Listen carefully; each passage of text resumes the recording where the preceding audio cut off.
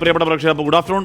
അപ്പോൾ അതൊക്കെയാണ് രാവിലെ മുതൽ സംഭവിച്ച വാർത്താഭരിതമായ ഒരു ദിവസത്തിന്റെ പ്രധാന തലക്കെട്ടുകൾ. ആദ്യ വാർത്തയിലേക്ക്. PR ഏജൻസി വിവാദത്തിൽ പ്രതിരോധത്തിലായി സർക്കാരും CPIM-ഉം.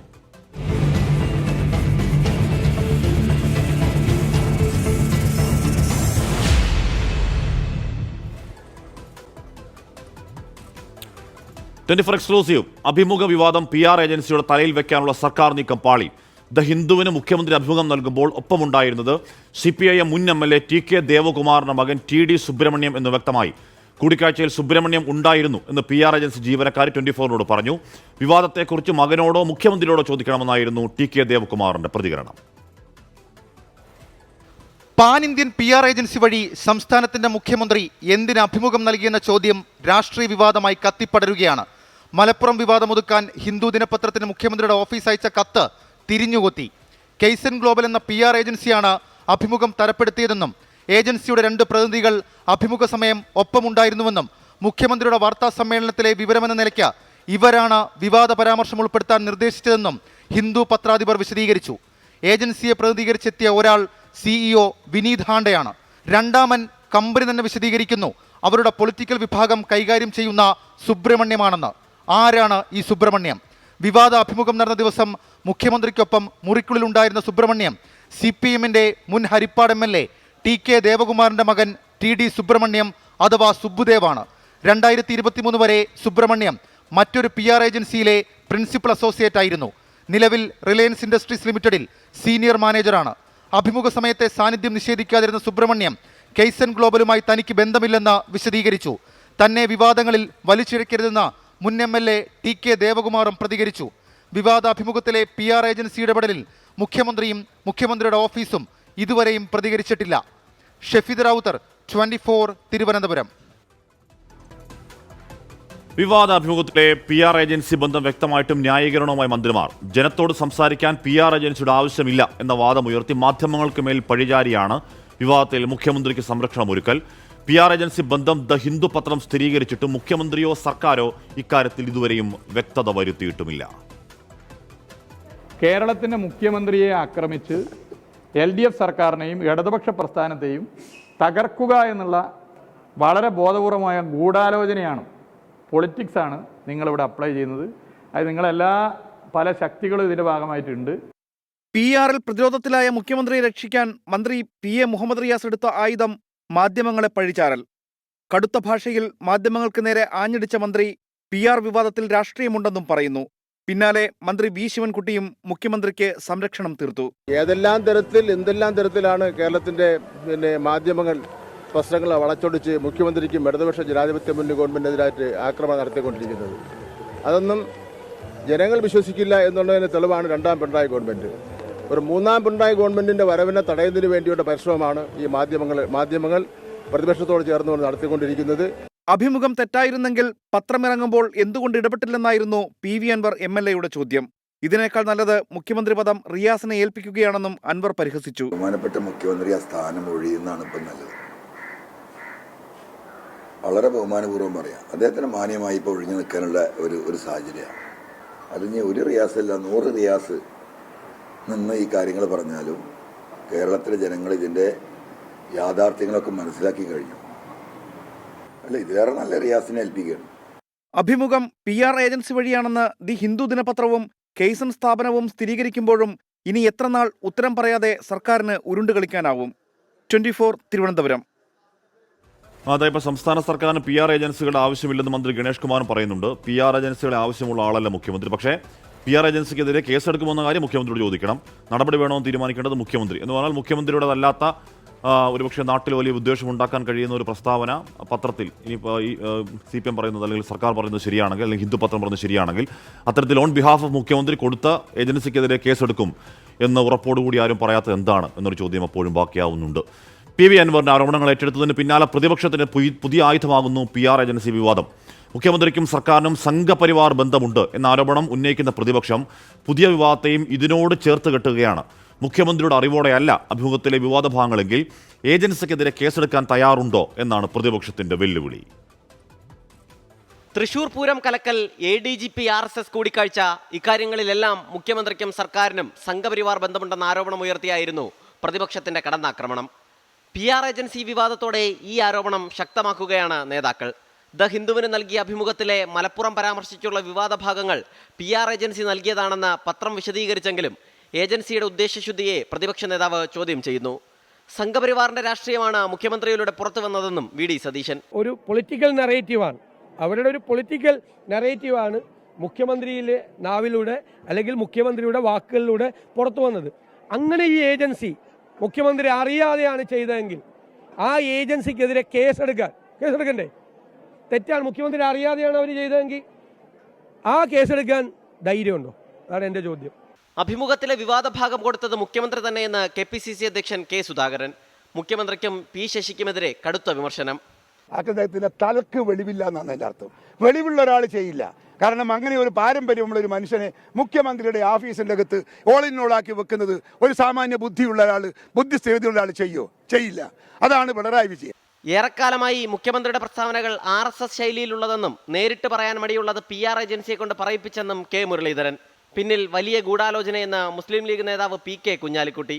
ഇത് കൂട്ടുകെട്ടിന്റെ ഭാഗമാണോ യാദൃച്ഛികമായിട്ട് സംഭവിച്ചാണോ എന്നുള്ളതിന് മറുപടി പറയേണ്ടത് അവരാണ്. സംഭവിച്ചു എന്നുള്ള വസ്തുതയാണ്. അല്ലെങ്കിൽ ഇപ്പോൾ ഈ പറഞ്ഞതുപോലെ 8ഉം 10ഉം ഇരട്ടി കേസുകൾ വരൂലല്ലോ. വിവാദ അഭിമുഖത്തിൽ കലാപാഹ്വാനത്തിന് ഹിന്ദു പത്രത്തിനും PR ഏജൻസിക്കുമെതിരെ കേസെടുക്കണമെന്നാവശ്യപ്പെട്ട യൂത്ത് കോൺഗ്രസ് സംസ്ഥാന ഉപാധ്യക്ഷൻ അബിൻ വർക്കി DGPക്ക് പരാതി നൽകി. പിണറായി വിജയൻ PR വിജയനായെന്ന് BJP സംസ്ഥാന അധ്യക്ഷൻ K സുരേന്ദ്രൻ പരിഹസിച്ചു. മലപ്പുറത്തെക്കുറിച്ച് പറഞ്ഞത് മുഖ്യമന്ത്രി തിരുത്തിയത് വോട്ട് ബാങ്കിന് ഭയന്നെന്നും സുരേന്ദ്രന്റെ കുറ്റപ്പെടുത്തൽ. മറ്റന്നാൾ മുതൽ മുഖ്യമന്ത്രിയുടെ രാജി ആവശ്യപ്പെട്ട സംസ്ഥാന വ്യാപക പ്രതിഷേധം സംഘടിപ്പിക്കാനാണ് BJP തീരുമാനം. 24 തിരുവനന്തപുരം. ലില്ലി ജോളി പറയുകയാണ്, ഒരു പ്രശ്നം മറയ്ക്കാൻ മറ്റൊന്ന് കൊണ്ടുവരുന്നു, അപ്പോൾ പഴയതിനേക്കാൾ പ്രശ്നത്തിലേക്ക് കടക്കുന്നു, അങ്ങനെ വിവാദങ്ങൾ കൊഴുക്കുന്നു എന്ന് പറയുകയാണ്. ആ വിവാദങ്ങൾ ഏതുവരെ പോകും എന്ന് നമുക്ക് നോക്കിയിരുന്ന് കാണുകയും ചെയ്യാം. എന്തായാലും പുതിയ രാഷ്ട്രീയ പാർട്ടി രൂപീകരിക്കാനാണ് അൻവറിന്റെ തീരുമാനം.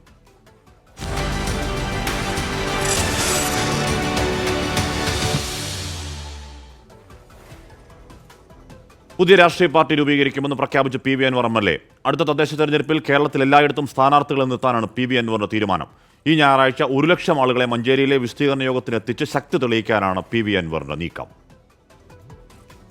മുഖ്യമന്ത്രിക്കെതിരെയും CPM നേതൃത്വത്തിനെതിരെയും ആരോപണം ഉന്നയിച്ചതിനു പിന്നാലെ PV അൻവറിന്റെ രാഷ്ട്രീയ ലക്ഷ്യം എന്തെന്ന ചോദ്യം ഉയർന്നു.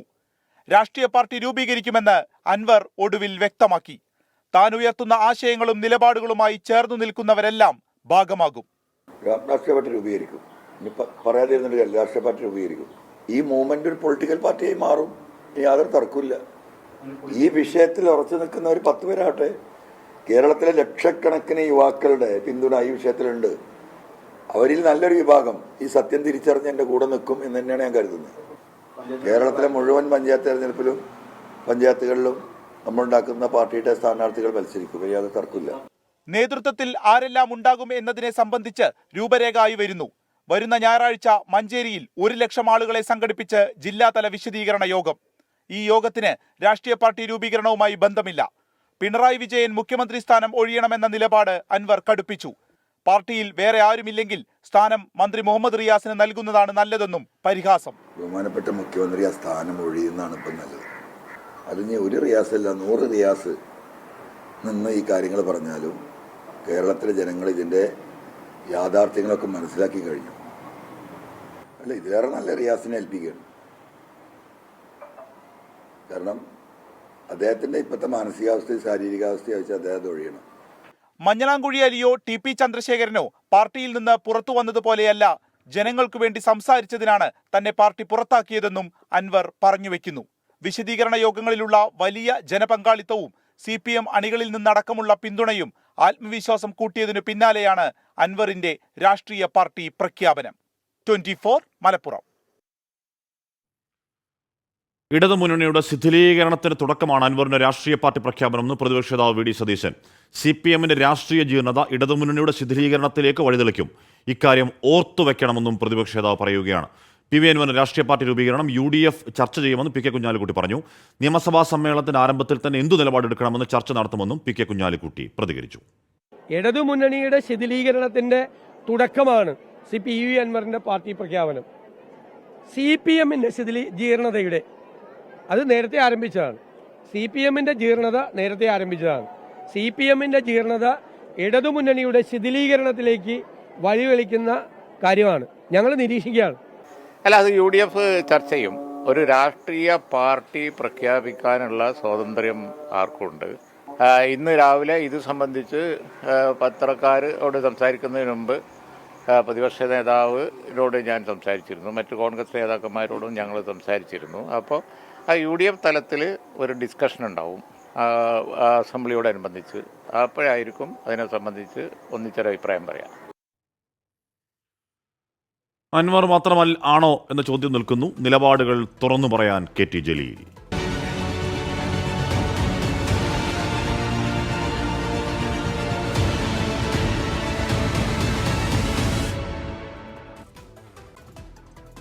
PV അൻവറിന് പിന്നാലെ രാഷ്ട്രീയ സസ്പെൻസ് നിലനിർത്തി KT ജലീൽ MLA തെരഞ്ഞെടുപ്പ് രാഷ്ട്രീയം അവസാനിപ്പിക്കുമെന്നും മുഖ്യമന്ത്രിയോടും CPM-നോടും ഒരു ബാധ്യതയും ഇനി ഉണ്ടാകില്ലെന്നും KT ജലീൽ പറഞ്ഞു. ഇന്ന് വൈകിട്ട് മാധ്യമങ്ങളെ കണ്ട് തുറന്നു പറച്ചിലൊരുങ്ങുകയാണ് KT ജലീൽ. CPIM-നെയും മുഖ്യമന്ത്രിയെയും PV അൻവർ പ്രതിരോധത്തിലാക്കിയതിന് പിന്നാലെ KT ജലീലും ഒരു തുറന്നു പറച്ചിലിനൊരുങ്ങുകയാണ്. തെരഞ്ഞെടുപ്പ് രാഷ്ട്രീയം അവസാനിച്ചതോടെ മുഖ്യമന്ത്രിയോടും CPM-നോടും ഉൾപ്പെടെ ആരോടും തനിക്ക് ബാധ്യതയില്ലെന്ന് KT ജലീൽ. എനിക്കൊരു ബോർഡ് ചെയർമാൻ പോലും ഇനി ആവണ്ട എൻ്റെ ജീവിതത്തിൽ. അപ്പം അങ്ങനെ പറയുന്ന ഒരാൾ എനിക്ക് ആരോടും യാതൊരു ബാധ്യതയും കടപ്പാടും ഉണ്ടാവേണ്ട കാര്യമില്ല. മുഖ്യമന്ത്രിയോട് ഉണ്ടാവേണ്ട കാര്യമില്ല, CPIM-നോട് ഉണ്ടാവേണ്ട കാര്യമില്ല, ലീഗിനോട് ഉണ്ടാവേണ്ട കാര്യമില്ല, കോൺഗ്രസിനോട് ഉണ്ടാവേണ്ട കാര്യമില്ല, BJP-യോട് ഉണ്ടാവേണ്ട കാര്യമില്ല, ഒരാളോടും ഉണ്ടാവേണ്ട കാര്യമില്ല. പദവികൾ തനിക്കിനി വേണ്ട. അധികാരം ആഗ്രഹിച്ചാൽ പലതും കോംപ്രമൈസ് ചെയ്യേണ്ടി വരും. എന്ത് നിലപാടെടുത്താലും തനിക്കൊന്നും നഷ്ടപ്പെടാനില്ലെന്നും ജലീൽ. ഇനി അത്തരത്തിലുള്ള ഒന്നിൻ്റെയും ആവശ്യമില്ല എന്ന പൂർണ്ണ ബോധ്യത്തിൻ്റെ അടിസ്ഥാനത്തിലാണ് ഈ പത്രസമ്മേളനം നടക്കുന്നത്. അപ്പോൾ അതുകൊണ്ട് തന്നെ ഞാൻ എന്ത് നിലപാട് സ്വീകരിച്ചാലും എനിക്ക് അതിലൂടെ ഒന്നും നഷ്ടപ്പെടാനില്ല. ഇന്ന് വൈകുന്നേരത്തെ വാർത്താസമ്മേളനത്തിൽ എല്ലാം തുറന്നു പറയുമെന്ന് ജലീൽ. അൻവറിന്റെ പല ആരോപണങ്ങളിലും ജലീലിന് യോജിപ്പുണ്ട്. എന്നാൽ മുഖ്യമന്ത്രിയെയും പാർട്ടിയെയും ഇനിയും ജലീൽ ചേർത്ത് പിടിക്കുമോ എന്നതാണ് ചോദ്യം. സമീർ ബിൻ കരീം, 24, തിരൂർ. സ്വർണ്ണക്കടത്ത് പണം ദേശദ്രോഹ പ്രവർത്തനത്തിന് ഉപയോഗിച്ചു എന്നറിഞ്ഞിട്ട് മുഖ്യമന്ത്രി മറച്ചുവെച്ചെന്ന് ഗവർണർ ആരിഫ് മുഹമ്മദ് ഖാൻ പറഞ്ഞു. And I'm going to write to Chief Minister, since when he is aware that this money is being used for anti-national activities, and why I have been kept in dark about it, why he has chosen to reveal it to the media. Important is the latest revelation that this money is being used for anti-national activities. I would like to know the nature of anti-national activities and who are the parties or groups involved in these anti-national activities and what action has been taken against them.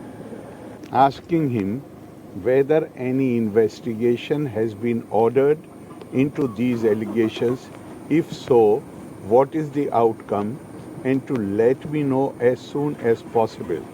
But I am sorry, now it is more than a week, but I have not received so far any reply. Israel ആക്രമണത്തിന് പിന്നാലെ ഡൽഹിയിലെ Israel എംബസിയുടെ സുരക്ഷ വർദ്ധിപ്പിച്ചു. കൂടുതൽ police സംഘത്തെ വിന്യസിച്ചു. പശ്ചിമേഷ്യയിലെ സ്ഥിതിഗതികൾ ആശങ്കപ്പെടുത്തുന്നുവെന്ന് വിദേശകാര്യ മന്ത്രാലയം പറയുന്നു. നിതിൻ അംബുജൻ ചേരും. നിതിൻ, ഇന്നലെ കുറേ അധികം സമയം വളരെ ആശങ്കപ്പെടുത്തുന്ന മിസൈൽ വർഷങ്ങളുടെ ആകാശം മുഴുവൻ മിസൈൽ നിറഞ്ഞ ഭീതിയുടെ മണിക്കൂറുകളായിരുന്നു എന്ന് മലയാളികളടക്കം പറയുന്നുണ്ട്. അപ്പോൾ അവിടെയുള്ള ഇന്ത്യക്കാർക്ക് രാജ്യം നൽകുന്ന നിർദ്ദേശം എന്താണ്? ഏത് രീതിയിൽ ജാഗ്രതയോടിരിക്കണമെന്നാണ് രാജ്യം അവരോട് പറയുന്നത്? നിതിൻ.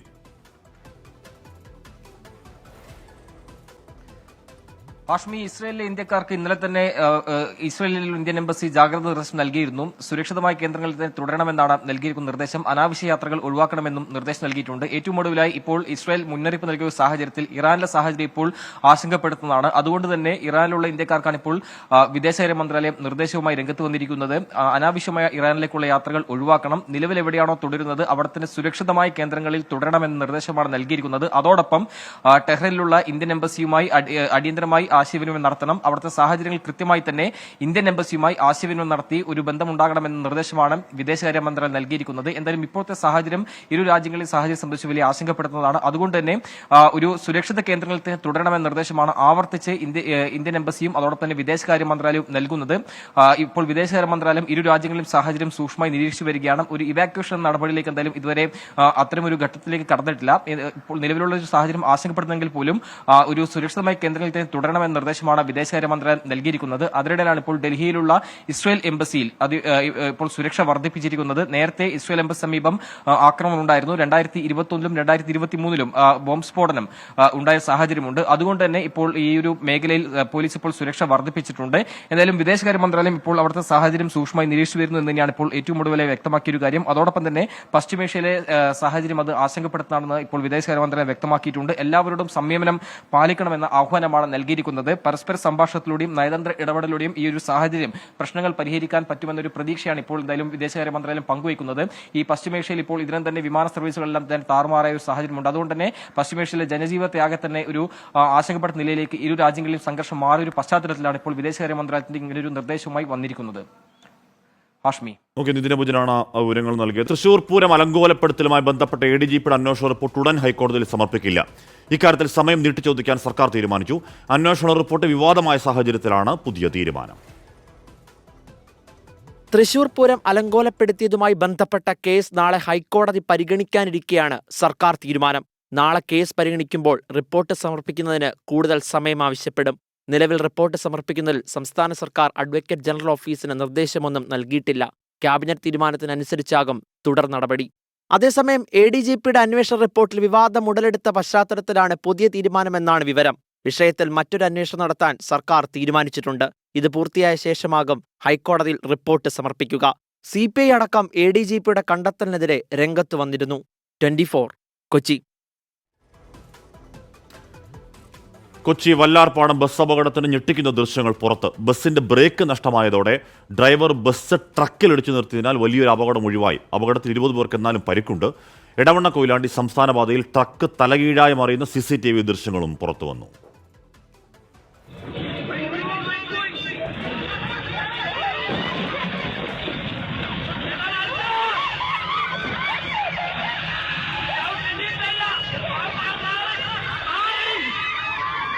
തിങ്കളാഴ്ച രാത്രിയാണ് വല്ലാർപാടം കണ്ടെയ്നർ ടെർമിനലിന് സമീപം അപകടമുണ്ടായത്. ബ്രേക്ക് നഷ്ടപ്പെട്ട സ്വകാര്യ ബസ് മറ്റു വാഹനങ്ങളുമായി കൂട്ടിയിടിച്ചു. ആംബുലൻസിലും ബൈക്കുകളിലും ബസ് ഇടിച്ചു. ഡ്രൈവർ ട്രക്കിൽ ബസ് ഇടിച്ചു നിർത്തിയതോടെ വൻ അപകടം ഒഴിവായി. ബ്രേക്ക് നഷ്ടമായി എന്ന് ഡ്രൈവർ അലറി വിളിക്കുന്നത് ദൃശ്യങ്ങളിൽ കേൾക്കാം. ആംബുലൻസിലെ രോഗിയും ബസ്സിലെ യാത്രക്കാരുമടക്കം 20ഓളം പേർക്കാണ് അപകടത്തിൽ പരിക്കേറ്റത്.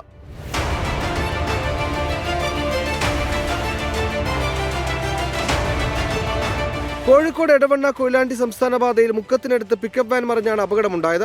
നോർത്ത് കാരശ്ശേരി മാടാമ്പുറം വളവിൽ ഇന്ന് രാവിലെ 7 മണിയോടെയായിരുന്നു അപകടം.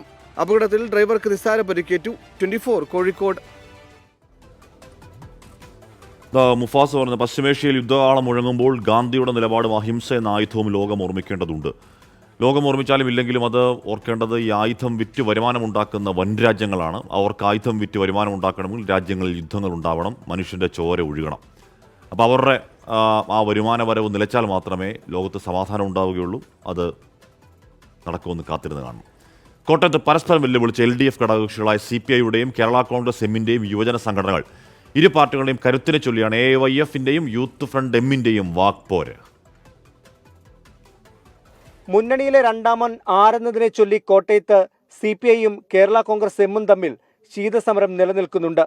ഇതിനിടയിലാണ് കഴിഞ്ഞ ദിവസത്തെ നേതൃക്യാമ്പിൽ കേരള കോൺഗ്രസ് എമ്മിനെ CPI വിമർശിച്ചത്. ഇതോടെയാണ് വിഷയം യുവജന സംഘടനകളും ഏറ്റെടുത്തത്. CPI കടലാസുപുലി പോലുമല്ലെന്നും പ്രസ്താവന കൊണ്ട് മാത്രം ജീവിക്കുന്ന പാർട്ടിയാണെന്നുമാണ് യൂത്ത് ഫ്രണ്ട് വിമർശനം. CPIയുടെ ഏത് മീറ്റിംഗ് കഴിഞ്ഞാലും കേരള കോൺഗ്രസിന് രണ്ട് പറയുക എന്നുള്ളത് അവരുടെ അജണ്ട ആയിക്കൊണ്ടിരിക്കുകയാണ്. അതുകൊണ്ടാണ് നമ്മൾ ഇപ്രാവശ്യം യൂത്ത് ഫണ്ട് ഒന്ന് പ്രതികരിച്ചത്. വെന്റിലേറ്ററിൽ കിടക്കുന്ന പാർട്ടിയായിരുന്നു കേരള കോൺഗ്രസ് എം എന്ന് AYFന്റെ തിരിച്ചടി. ജീവൻ ലഭിച്ചത് കാനൻ രാജേന്ദ്രനും കോടിയേരി ബാലകൃഷ്ണനും നടത്തിയ ചർച്ച വഴിയാണെന്നും AYF നേതൃത്വം. സഖാവ് കാനൻ രാജേന്ദ്രനുമായും CPIയുമായും ആലോചിച്ചെടുത്തൊരു തീരുമാനത്തിൻ്റെ അടിസ്ഥാനത്തിലാണ് കേരള കോൺഗ്രസ് മുന്നണിയുടെ ഭാഗമായത്. CPI വേണ്ട എന്ന് പറയുമായിരുന്നെങ്കിൽ CPM എടുക്കാൻ കഴിയുമായിരുന്നില്ല. അപ്പോൾ അത്ര തരത്തിലുള്ള CPM CPI ബന്ധം അല്ലെങ്കിൽ ഇടതുപക്ഷ ജനാധിപത്യ മുന്നണിയുമായിട്ടുള്ള ഒരു വലിയ ബന്ധം നിൽക്കുന്ന കാലത്ത് ഇതുപോലെയുള്ള പ്രസ്താവനകൾ അനവസരത്തിൽ അനുചിതമാണ്. യുവജന സംഘടനകൾ തമ്മിലുള്ള പോരിന് പിന്നിൽ മുതിർന്ന നേതാക്കളുമുണ്ടെന്നാണ് വിവരം.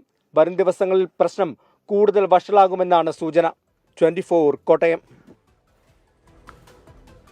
ചേലക്കര ഉപതെരഞ്ഞെടുപ്പ് നടക്കാനിരിക്കെ തൃശൂർ കോൺഗ്രസിനുള്ളിലെ പ്രശ്നങ്ങളെല്ലാം പരിഹരിച്ചെന്ന് V K Sreekandan M P 24നോട്. പാർട്ടി നേതാക്കൾ ഒരുമിച്ചിരുന്ന് സർക്കാരിനെതിരായ പ്രതിഷേധം ചർച്ച ചെയ്തെന്നും ഒറ്റക്കെട്ടായി തെരഞ്ഞെടുപ്പിനെ നേരിടുമെന്നും വി കെ ശ്രീകണ്ഠൻ പറയുന്നു.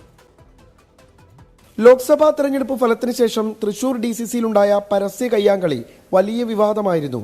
നീണ്ട പരിശ്രമങ്ങളിലൂടെ തൃശൂരിലെ നേതാക്കൾ തമ്മിലുണ്ടായിരുന്ന തർക്കങ്ങൾ പരിഹരിക്കാൻ കഴിഞ്ഞെന്ന് DCC പ്രസിഡന്റ് ചുമതല വഹിക്കുന്ന വി കെ ശ്രീകണ്ഠൻ MP. എല്ലാ പ്രശ്നവും പരിഹരിക്കാൻ കഴിയില്ലല്ലോ, പക്ഷേ അവിടെയുള്ള നേതാക്കന്മാർ തമ്മിലുള്ള അഭിപ്രായ വ്യത്യാസം, ഐക്യമില്ലായ്മ അതൊക്കെ പരിഹരിച്ചു. വളരെ ശക്തമായ നിലയിൽ പോവാണ്. ഈ നിലയിൽ പോയാൽ തൃശൂർ ജില്ലയിൽ നിന്നും 7 നിയമസഭാ സീറ്റ് വരെ കോൺഗ്രസിന് UDFന് ലഭിക്കും. ചേലക്കരയിൽ രമ്യയുടെ പേരിനാണ് UDFൽ മുൻതൂക്കം. പാലക്കാട് എതിർപ്പുകൾക്കിടയിലും രാഹുൽ മാങ്കൂട്ടത്തിൽ സീറ്റ് ഉറപ്പിച്ചിട്ടുണ്ട്. ജില്ലയിൽ നിന്നുള്ള സ്ഥാനാർത്ഥി വേണമെന്ന ആവശ്യം ശക്തമെങ്കിലും ഷാഫി പറമ്പിലിന്റെ സമ്മർദ്ദത്തിന് മുന്നിൽ നേതൃത്വത്തിന് വഴങ്ങേണ്ടി വരും. നിഖിൽ പ്രമേഷ്, 24 പാലക്കാട്. താരസംഘടന അമ്മയിൽ തെരഞ്ഞെടുപ്പ് ഉടൻ ഉണ്ടാകില്ല. ഹേമ കമ്മിറ്റി റിപ്പോർട്ടിലെ 20 പേർക്കെതിരായ മൊഴികളിൽ കേസെടുത്താൽ കൂടുതൽ താരങ്ങൾ കുടുങ്ങിയേക്കുമെന്ന ആശങ്കയിലാണ് തീരുമാനം. നടന്മാർക്കെതിരെ ലൈംഗിക പീഡന പരാതി നൽകിയ ആലുവ സ്വദേശിയായ നടിക്കെതിരെ എടുത്ത പോക്സോ കേസ് ചെന്നൈ ക്രൈംബ്രാഞ്ചിന് കൈമാറും. ഹേമ കമ്മിറ്റിക്ക് മുന്നിലുള്ള 20ലധികം മൊഴികൾ ഗുരുതര സ്വഭാവത്തിലുള്ളതാണെന്നാണ് അന്വേഷണ സംഘത്തിന്റെ വിലയിരുത്തൽ. ഈ മൊഴികളിൽ തെരഞ്ഞെടുക്കപ്പെടുന്നവർക്കെതിരെയും ആരോപണമുണ്ടാകുമോ എന്ന ആശങ്കയുണ്ട്. ഇതാണ് താരസംഘടനയുടെ തെരഞ്ഞെടുപ്പിന് തടസ്സം. മത്സരിക്കാൻ ആളുകൾ മുന്നോട്ട് വരുന്നില്ല. പുതിയ ഭാരവാഹികളെ കണ്ടെത്തിയാലും പ്രശ്നങ്ങൾ തുടരും. ഇതോടെയാണ് താൽക്കാലിക കമ്മിറ്റിയെ പരമാവധി നാൾ മുന്നോട്ട് കൊണ്ടുപോകാനുള്ള തീരുമാനം. സംഘടനാ ചട്ടപ്രകാരം 1 വർഷം വരെ തുടരാം. നിലവിലെ പ്രശ്നങ്ങളെല്ലാം ഒതുങ്ങിയ ശേഷമാകും തെരഞ്ഞെടുപ്പ്. അതേസമയം നടന്മാർക്കെതിരെ പീഡന പരാതി ഉന്നയിച്ച ആലുവയിലെ നടിക്കെതിരായ പോക്സോ കേസ് ചെന്നൈ ക്രൈംബ്രാഞ്ചിന് കൈമാറും. സംഭവം നടന്നത് ചെന്നൈയിലായതിനാലാണ് തീരുമാനം. റൂറൽ പോലീസ് DGPക്ക് റിപ്പോർട്ട് നൽകി. നടി സോഷ്യൽ മീഡിയയിലൂടെ തന്നെ അപമാനിച്ചെന്ന ബാലചന്ദ്രമേനോന്റെ പരാതിയും ചെന്നൈ പോലീസിന് കൈമാറും. 24 കൊച്ചി. കോഴിക്കോട്ടെ റിയൽ എസ്റ്റേറ്റ് വ്യാപാരി മുഹമ്മദ് ആട്ടൂരിന്റെ തിരോധാനവുമായി ബന്ധപ്പെട്ട ക്രൈംബ്രാഞ്ച് അന്വേഷണത്തിൽ തൽക്കാലം വിശ്വാസമെന്ന് കുടുംബം. ക്രൈംബ്രാഞ്ച് അന്വേഷണം കാര്യക്ഷമമല്ലെങ്കിൽ CBI അന്വേഷണം ആവശ്യപ്പെട്ട് വീണ്ടും കോടതിയെ സമീപിക്കുമെന്ന് മകൾ അദീബ 24നോട് പറഞ്ഞു. റിയൽ എസ്റ്റേറ്റ് വ്യാപാരി മുഹമ്മദ് ആട്ടൂർ എന്ന മാമയുടെ തിരോധാനവുമായി ബന്ധപ്പെട്ട് 1 വർഷമായിട്ടും അന്വേഷണത്തിൽ പുരോഗതിയുണ്ടായില്ല. തുടർന്നാണ് കുടുംബം CBI അന്വേഷണം ആവശ്യപ്പെട്ട് ഹൈക്കോടതിയെ സമീപിച്ചത്. എന്നാൽ ക്രൈംബ്രാഞ്ച് അന്വേഷണം നടക്കുന്നതിനാൽ ഹർജി തള്ളി. ഈ സാഹചര്യത്തിലാണ് കുടുംബത്തിന്റെ പ്രതികരണം. നമ്മൾ ഇപ്പോൾ എന്തായാലും അവർ നല്ല രീതിയിൽ പോകുന്നതാണ് നമ്മൾ പ്രതീക്ഷിക്കുന്നത്. അപ്പം കുറച്ച് നമ്മൾ വെയിറ്റ് ചെയ്തിട്ട് നോക്കാം. എന്തെങ്കിലും അവർ കൺക്ലൂഡ് ചെയ്യുമെന്ന് വിചാരിക്കാം. അതല്ലെങ്കിൽ നമ്മൾ എന്തായാലും CBIക്ക് തന്നെ പോകും.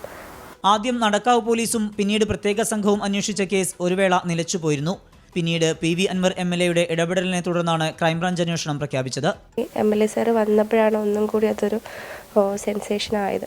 അപ്പം അത് മാക്സിമം എല്ലാവരും അറിഞ്ഞു കഴിഞ്ഞാലും നോർമലി ഇപ്പോൾ കുറച്ച് സെൻസേഷൻ ആയ കേസസ് എന്തായാലും അവർ ശ്രദ്ധയിൽപ്പെടുത്തും. അപ്പം നല്ല രീതിയിൽ അതിൽ അന്വേഷണം ഉണ്ടാവുമെന്ന് പ്രതീക്ഷിക്കാം. 2023 ഓഗസ്റ്റ് 21 മുഹമ്മദ് ആട്ടൂരിനെ ദുരൂഹ സാഹചര്യത്തിൽ കാണാതായത്. 24 കോഴിക്കോട്. അങ്കമാലി കറുകുറ്റി ശിശുഭവനിലെ RS വൈറസ് ബാധയെ തുടർന്ന് ചികിത്സയിലായിരുന്ന കുട്ടിയുടെ ആരോഗ്യനിലയിൽ പുരോഗതിയുണ്ട്. കളമശ്ശേരി മെഡിക്കൽ കോളേജിൽ ചികിത്സയിലായിരുന്ന കുട്ടിയെ വെന്റിലേറ്ററിൽ നിന്ന് മാറ്റി.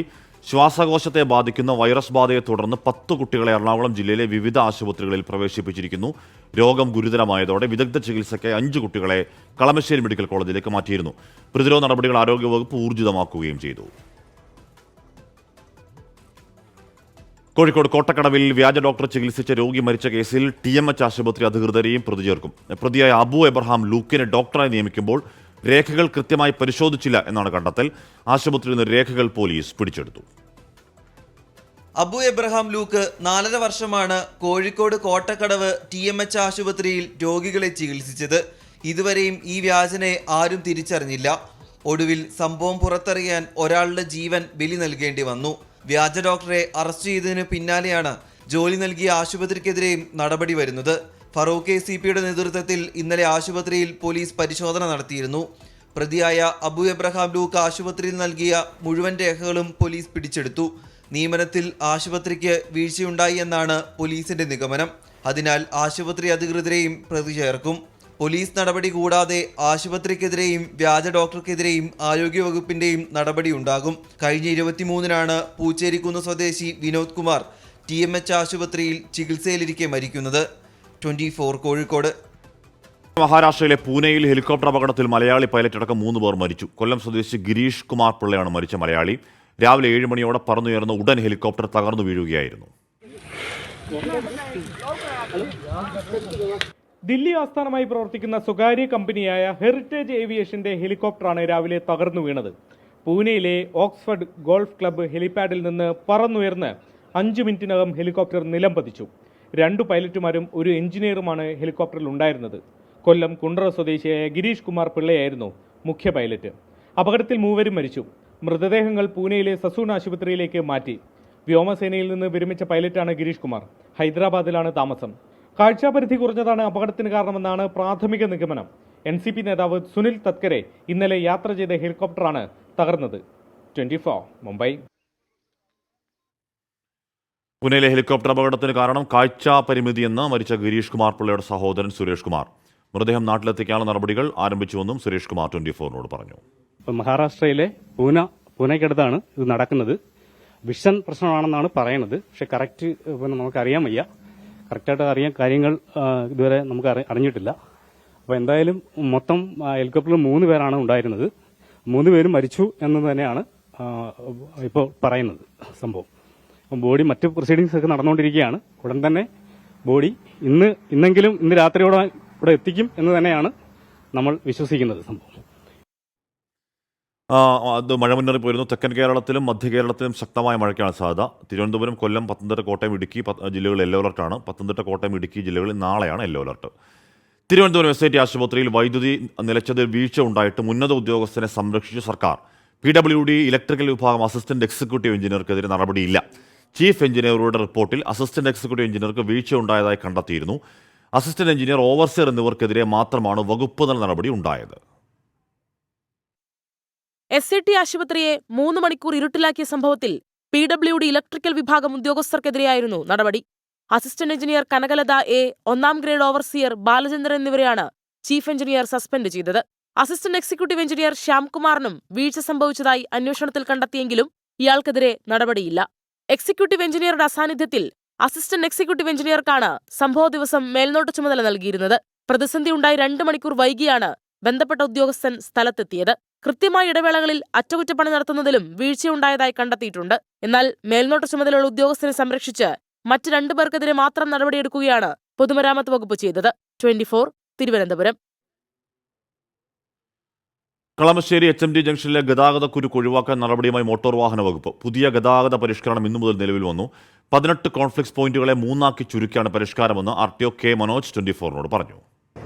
കളമശ്ശേരി HMT ജംഗ്ഷൻ എറണാകുളത്ത് തന്നെ ഏറ്റവും കൂടുതൽ ഗതാഗത കുരുക്ക് അനുഭവപ്പെട്ടിരുന്ന ഒരു പ്രദേശമാണ്. അത് കുരുക്ക് കുറയ്ക്കാനുള്ള ശ്രമത്തിലാണ് നിലവിൽ മോട്ടോർ വാഹന വകുപ്പ് ഉള്ളത്. അതിന്റെ ആദ്യപടി എന്ന നിലയിലാണ് ഇന്ന് ഗതാഗത പരിഷ്കരണങ്ങൾ ആരംഭിച്ചിരിക്കുന്നത്. പ്രധാനമായും 18 കോൺഫ്ലിക്റ്റ് പോയിന്റുകളാണ് ഈ പ്രദേശത്ത് മാത്രം ഉണ്ടായിരുന്നത്. അത് 3 ചുരുക്കി ഗതാഗത കുരുക്ക് മാറ്റാനുള്ള ശ്രമമാണ് നടത്തുന്നത്. അതിന്റെ ആദ്യപടി ആരംഭിച്ചു. മന്ത്രി P രാജീവ് ഫ്ളാഗ് ഓഫ് ചെയ്തിരിക്കുന്നു. ഇതാണ്, അതായത് ആലുവയിൽ നിന്ന് വരുന്ന എല്ലാ വാഹനങ്ങളും, ഈ കാണുന്ന ആലുവയിൽ ദിശയിൽ നിന്ന് വരുന്ന എല്ലാ വാഹനങ്ങളും, ബസ് അടക്കമുള്ള വാഹനങ്ങൾ സാധാരണഗതിയിൽ ഇതുവഴി ആയിരുന്നില്ല, HMT ജംഗ്ഷൻ വഴി ആയിരുന്നില്ല പോയിരുന്നത്. അവർ നേരെ ഹൈവേ വഴി അങ്ങനെയായിരുന്നു പോയിരുന്നത്. അത് ഹൈവേ അവിടെ ബ്ലോക്ക് ചെയ്തു. അതിന് പകരം ഈ HMT ജംഗ്ഷനിലെ ബസ് സ്റ്റോപ്പിൽ നിർത്തി വേണം ആ വാഹനങ്ങൾക്ക് ഇനി തിരികെ പോകുന്നതിന് വേണ്ടിയിട്ട്. ഒപ്പം എടപ്പള്ളി ദിശയിൽ നിന്ന് വരുന്ന വാഹനങ്ങൾ സാധാരണഗതിയിൽ HMT ജംഗ്ഷൻ കൂടിയാണ് വന്നിരുന്നത്. എന്നാൽ അവർക്ക് HMT ജംഗ്ഷനിലേക്ക് കടക്കേണ്ടതില്ല. അവർക്ക് നേരെ അപ്പുറത്തെ വഴി, എല്ലാ വാഹനങ്ങളും അപ്പുറത്തെ വഴി TVS ജംഗ്ഷനിൽ നിന്ന് നേരെ ആലുവയിലേക്ക് പോകാനാണ് നിർദ്ദേശം. ഇത് രണ്ടുമാണ് ഏറ്റവും പ്രധാനപ്പെട്ട ഒരു മാറ്റം. ഒപ്പം ഈ അവിടെ നിന്ന്, അതായത് സ്റ്റേറ്റ് ഗ്യാരേജ് വാഹനങ്ങൾ നേരെ സൗത്ത് കളമശ്ശേരിയിൽ നിന്ന് TVS ജംഗ്ഷനിലേക്ക് ലൈൻ ഗ്യാരേജായി എത്തണം എന്നുള്ള നിർദ്ദേശം നൽകിയിട്ടുണ്ട്.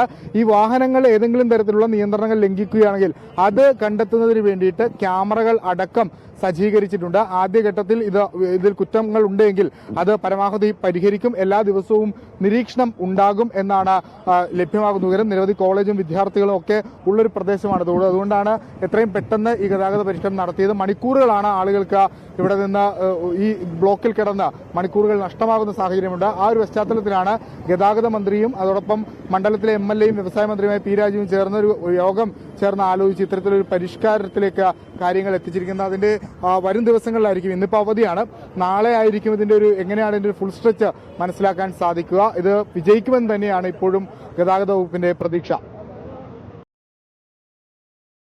ഗാന്ധി സ്മരണയിൽ രാജ്യം.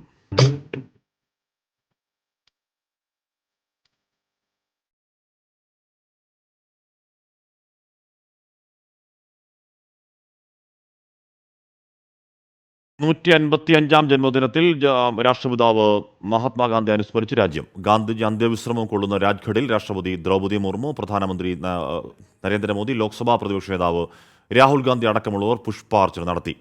ഗാന്ധിജിയുടെ ആദർശങ്ങൾ രാജ്യത്തിനെന്നും പ്രചോദനമെന്ന് പ്രധാനമന്ത്രി പറഞ്ഞു. സംസ്ഥാനത്തും വിപുലമായ ആഘോഷങ്ങൾ നടന്നു.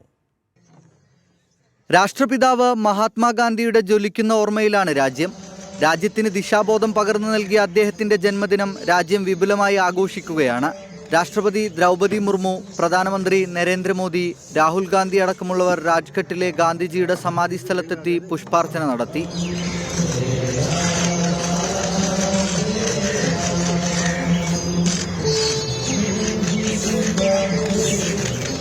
രാജ്ഘട്ടിലും ഗാന്ധി സ്മൃതിയിലും പ്രത്യേക പ്രാർത്ഥനകൾ നടന്നു. സ്വച്ഛതാ ഹി സേവ ക്യാമ്പയിന്റെ ഭാഗമായി തൃശൂർ തളിക്കുളം സ്നേഹതീരം ബീച്ചിലെ സ്വച്ഛ് ഭാരത് പരിപാടി കേന്ദ്രമന്ത്രി സുരേഷ് ഗോപി ഉദ്ഘാടനം ചെയ്തു. സംസ്ഥാന നിയമസഭയിലെ ഗാന്ധി പ്രതിമയിൽ ഡെപ്യൂട്ടി സ്പീക്കർ ചിറ്റയം ഗോപകുമാർ പുഷ്പാർച്ചന നടത്തി. രാജ്യവ്യാപകമായി കോൺഗ്രസ് ഓഫീസുകളിലും ഗാന്ധിജിയുമായി ബന്ധപ്പെട്ട മറ്റിടങ്ങളിലും പ്രത്യേക പരിപാടികളും പ്രാർത്ഥനകളുമുണ്ടായി. KPCCയിൽ മുതിർന്ന കോൺഗ്രസ് നേതാവ് AK ആന്റണി പുഷ്പാർച്ചന നടത്തി. 24 ഡൽഹി. ഇടുക്കി മെഡിക്കൽ കോളേജിൽ ആരോഗ്യമന്ത്രി ഉദ്ഘാടനം ചെയ്ത പെൺകുട്ടികളുടെ ഹോസ്റ്റൽ ഇനിയും തുറന്നിട്ടില്ല. പണിതീരാത്ത കെട്ടിടം ഉദ്ഘാടനം ചെയ്ത് പറ്റിച്ചുവെന്നാണ് വിദ്യാർത്ഥിനികളുടെ ആക്ഷേപം. വാഗ്ദാന ലംഘനങ്ങളുടെ തുടർക്കഥയാണ് ഇടുക്കി മെഡിക്കൽ കോളേജിന് പറയാനുള്ളത്. അതിൽ മുൻപന്തിയിൽ തന്നെയുണ്ട് ഈ കാണുന്ന ലേഡീസ് ഹോസ്റ്റൽ.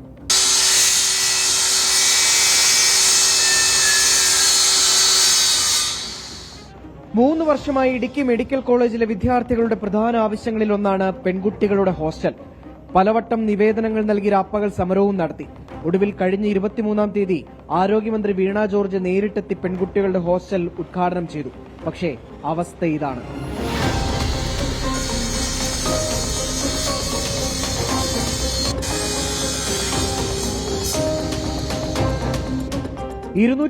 പേർക്ക് താമസിക്കാൻ കഴിയുന്ന 4 നിലകളുള്ള ഹോസ്റ്റലിന്റെ 2 നിലകളിലെ മുറികൾ മാത്രമാണ് പണി പൂർത്തിയായത്.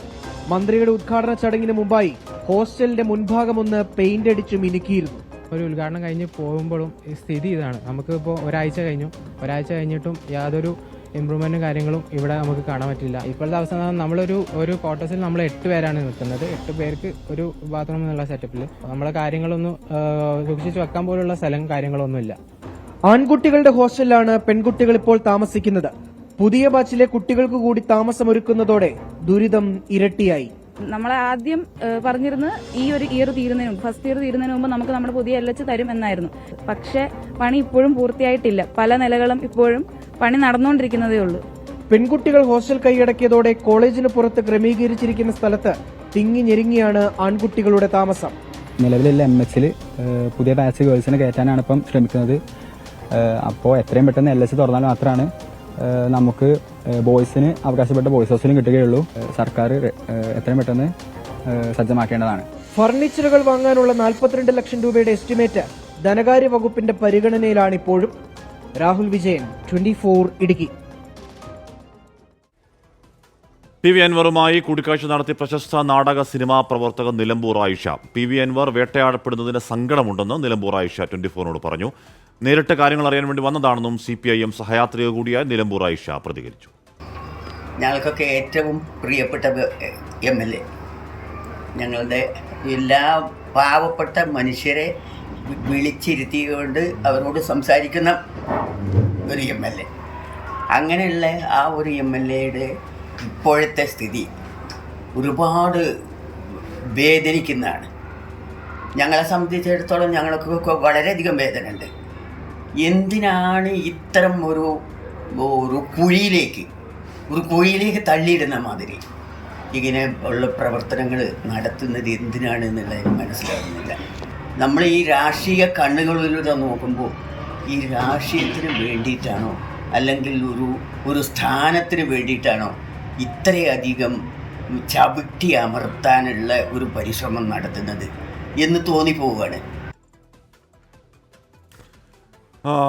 വിപിൻ സി വിജയൻ ഏറ്റവും ഒടുവിൽ വിപിൻ, നിലമ്പൂർ ആയിഷ അൻവറിനെ കാണാൻ വരുന്ന സാഹചര്യം എന്താണ്? ഏറ്റവും ഒടുവിൽ CPM സംസ്ഥാന സെക്രട്ടറി MV ഗോവിന്ദൻ നയിച്ച ജനകീയ പ്രതിരോധ ജാഥയിലൊക്കെ നിലമ്പൂർ ആയിഷയെ ആദരിച്ചതൊക്കെയാണ്. എല്ലാ കാലവും CPM-നൊപ്പം വോക്കലായി നിന്നിട്ടുള്ളതാണ് ആയിഷ. അൻവറിന് പിന്തുണ കൊടുക്കുകയാണോ ആയിഷ?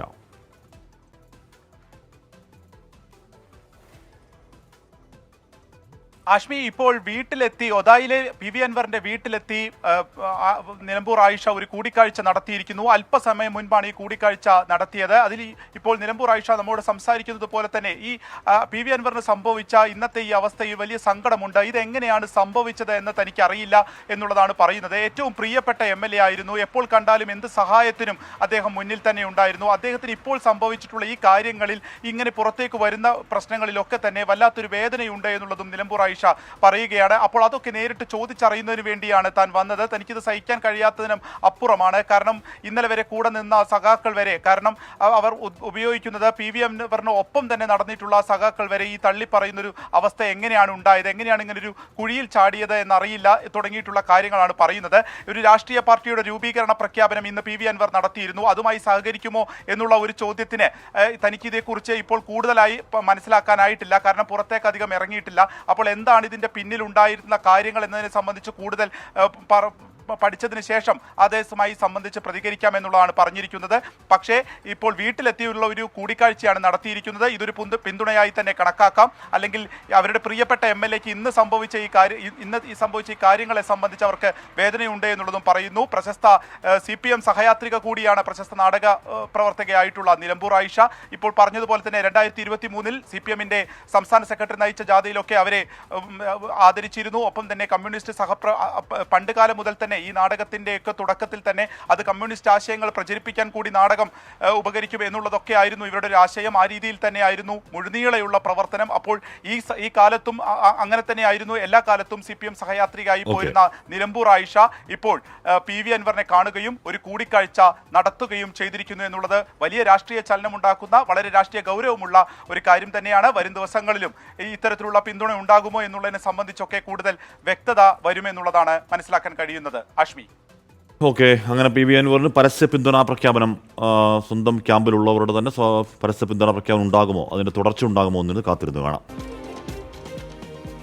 പശ്ചിമേഷ്യൻ സ്ഥിതിഗതികൾ ആശങ്കപ്പെടുത്തുന്നതെന്ന് വിദേശകാര്യ മന്ത്രാലയം. എല്ലാവരും സംയമനം പാലിക്കാൻ ആഹ്വാനം. ഇറാനിലേക്കുള്ള അനാവശ്യ യാത്ര ഒഴിവാക്കാൻ മുന്നറിയിപ്പ്. കോഴിക്കോട് സ്വദേശിയിൽ നിന്നും 4 കോടി രൂപ തട്ടിയെടുത്ത കേസിലെ പ്രതികൾ പിടിയിൽ. പണം തട്ടിയത് ഓൺലൈൻ വഴി. പ്രതികൾ പിടിയിലായത് രാജസ്ഥാനിൽ വെച്ച്. പൂനെയിലെ ഹെലികോപ്റ്റർ അപകടത്തിന് കാരണം കാഴ്ച പരിമിതിയെന്ന് മരിച്ച ഗിരീഷ് കുമാർ പിള്ളയുടെ സഹോദരൻ സുരേഷ് കുമാർ. മൃതദേഹം നാട്ടിലെത്തിക്കാനുള്ള നടപടികൾ ആരംഭിച്ചുവെന്നും സുരേഷ് കുമാർ 24-നോട്. ബംഗളൂരുവിൽ മലയാളി കുടുംബത്തിന് നേരെ ആക്രമണം. സഹോദരിയെ ഹോസ്റ്റലിൽ കൊണ്ടുവിടാനെത്തിയ യുവാവിനെയും ബന്ധുക്കളെയും ഒരു സംഘം ആക്രമിച്ചു. തെക്കൻ കേരളത്തിലും മധ്യ കേരളത്തിലും ശക്തമായ മഴയ്ക്ക് സാധ്യത. 5 ജില്ലകളിൽ യെല്ലോ അലർട്ട്. ക്രിക്കറ്റ് താരം മുഹമ്മദ് ഷമിക്ക് വീണ്ടും പരിക്ക്. കാൽമുട്ടിന് പരിക്കേറ്റത് പരിശീലനത്തിനിടെ. നേപ്പാളിൽ മണ്ണിടിച്ചിലും വെള്ളപ്പൊക്കത്തിലും മരിച്ചവരുടെ എണ്ണം 241ആയി. 159 പേർക്ക് പരിക്കേറ്റു. കാണാതായി 29 പേർക്കായുള്ള തെരച്ചിൽ പുരോഗമിക്കുന്നു. കാഠ്മണ്ഡു താഴ്വരയിലാണ് ഏറ്റവും കൂടുതൽ മരണം. 4000-ലധികം ആളുകളെ രക്ഷപ്പെടുത്തിയതായി നേപ്പാൾ പ്രധാനമന്ത്രി KP ശർമ്മ ഓലി പറഞ്ഞു. 1000-ഓളം പേർ പലയിടങ്ങളിലായി കുടുങ്ങിക്കിടപ്പാണ്. രക്ഷാപ്രവർത്തനം വേഗത്തിൽ പുരോഗമിക്കുകയാണെന്ന് നേപ്പാൾ സർക്കാർ അറിയിച്ചു. പരസ്യപ്രവർത്തകൻ സോനം വാങ്ചുങ്ങിനെ കസ്റ്റഡിയിലെടുത്തത് നിയമവിരുദ്ധമാണെന്ന് സാമൂഹിക പ്രവർത്തക മേധാ പട്കർ തെറ്റായ ആരോപണങ്ങൾ ഉന്നയിച്ചും കള്ളക്കേസുകളെടുത്തും പോലീസ് സാധാരണക്കാരെ അടിച്ചമർത്തുന്നു എന്നാണ് വിമർശനം. മുണ്ടക്കൈ ചൂരൽമല ഉരുൾപൊട്ടൽ ദുരന്തത്തിന് പിന്നിൽ പശ്ചിമഘട്ട മലനിരകൾ അഭിമുഖീകരിക്കുന്ന പ്രശ്നങ്ങളാണെന്നും മാധവ് ഗാഡ്ഗിൽ റിപ്പോർട്ടിനെ ബഹുമാനിച്ചില്ലെന്നും മേധാ പട്കർ 24-നോട് പറഞ്ഞു. It's not even a formal arrest. It is an illegal detention, I would say, because They were not even informed about the prohibitory orders, while everyone, including the rulers of union government, knew that they were coming over a long distance, and they wanted to have a dialogue with the rulers here, the Prime Minister, the Honorable President of India, and also the Home Minister. And they also wanted to have a dialogue with the leader of the opposition. What was wrong in that? Kozhikode online വഴി 4 കോടി രൂപ തട്ടിയെടുത്ത കേസിലെ പ്രതികൾ പിടിയിൽ സുനിൽ ദംഗി, ശീതൽകുമാർ മെഹ്ത്ത എന്നിവരാണ് പിടിയിലായത്. രാജസ്ഥാനിൽ വെച്ചാണ് സിറ്റി സൈബർ പോലീസ് പിടികൂടിയത്. കോഴിക്കോട് സ്വദേശിയിൽ നിന്നുമാണ് ഇവർ പണം തട്ടിയത്. ഷഹദ് റഹ്മാൻ വിവരങ്ങൾ വച്ചിരുന്നു. ഷഹദ്, ഇവർ സ്ഥിരം തട്ടിപ്പ് സംഘങ്ങളാണോ, റാക്കറ്റിന്റെ ഭാഗമാണോ തുടങ്ങിയ കാര്യങ്ങൾ വ്യക്തതയുണ്ടോ? ഷഹദ്. ഹാഷ്മി, അത്തരം കാര്യങ്ങളിലേക്കുള്ള അന്വേഷണം വ്യാപിപ്പിച്ചിട്ടുണ്ട് എന്നുള്ളതാണ്. ഈ പരാതിക്കാരൻ ഒരു ഡോക്ടറാണ്. അദ്ദേഹം രാജസ്ഥാൻ സ്വദേശിയാണ്. പക്ഷേ വർഷങ്ങളായിട്ട് കോഴിക്കോട് സ്ഥിരം താമസമാക്കിയിട്ടുള്ള വ്യക്തിയാണ്. ഇദ്ദേഹം സമീപകാലത്ത് രാജസ്ഥാനിൽ ഒരു ക്ഷേത്രത്തിൽ പോയിട്ടുണ്ടായിരുന്നു. അവിടെ ഈ ക്ഷേത്രത്തിൽ പോകുന്ന സമയത്ത് അവിടെ പ്രവേശിക്കുമ്പോൾ അവിടെ ഈ പേരും അതുപോലെ തന്നെ മേൽവിലാസവും നമ്പറും ഒക്കെ എഴുതി നൽകണം. അങ്ങനെ ആ രജിസ്റ്റർ ബുക്കിൽ നിന്നും നമ്പറും അതുപോലെ തന്നെ പേരും ഒക്കെ ശേഖരിച്ച് പിന്നീട് സ്ഥിരമായിട്ട് ഈ രാജസ്ഥാനിൽ നിന്ന് ഈ ഡോക്ടറെ ബന്ധപ്പെടുകയും ജാതിയുമായി ബന്ധപ്പെട്ട പല കാര്യങ്ങൾ, അവിടെ നടക്കുന്ന ജാതിയുമായി ബന്ധപ്പെട്ട പല കാര്യങ്ങൾ ഇദ്ദേഹത്തെ ബോധ്യപ്പെടുത്തുകയും പിന്നീട് പലതരത്തിലുള്ള കളവുകൾ പടച്ചുവിടുകയും അതിനൊക്കെ തന്നെ പല ഘട്ടങ്ങളിലായി പണം ആവശ്യപ്പെടുകയും ചെയ്തിട്ടുണ്ടായിരുന്നു. അത്തരത്തിൽ ഏകദേശം 3 കോടിയോളം രൂപ ആദ്യഘട്ടത്തിൽ ഇയാൾ പല രീതിയിലായിട്ട് കൊടുക്കുന്നു.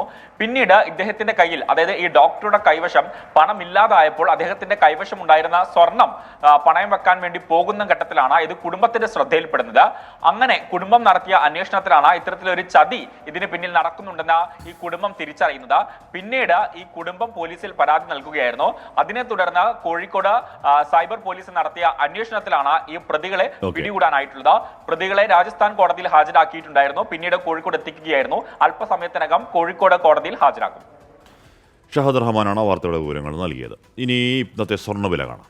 ഇന്നത്തെ സ്വർണ്ണനിരക്ക് സമർപ്പിക്കുന്നത് സ്പർശ ഗോൾഡ് ആൻഡ് ഡയമണ്ട്സ്. ഫിജിറ്റലാകൂ ഇനി സ്പർശയോടൊപ്പം.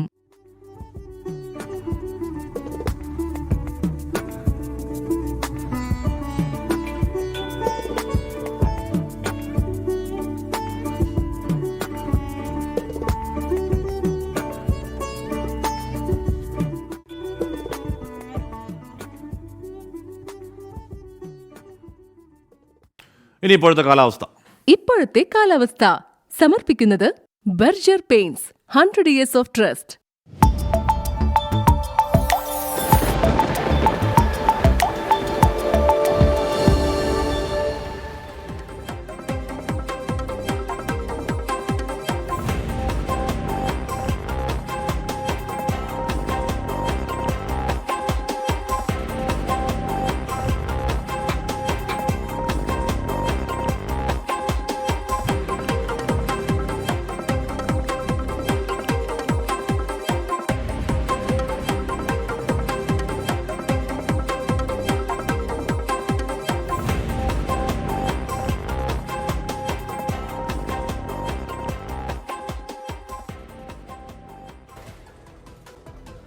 അപ്പോൾ പ്രിയപ്പെട്ട പ്രേക്ഷകർ, നമ്മുടെ ഉച്ചവാർത്ത യാത്ര തൽക്കാലം പൂർണ്ണമാവുന്നു.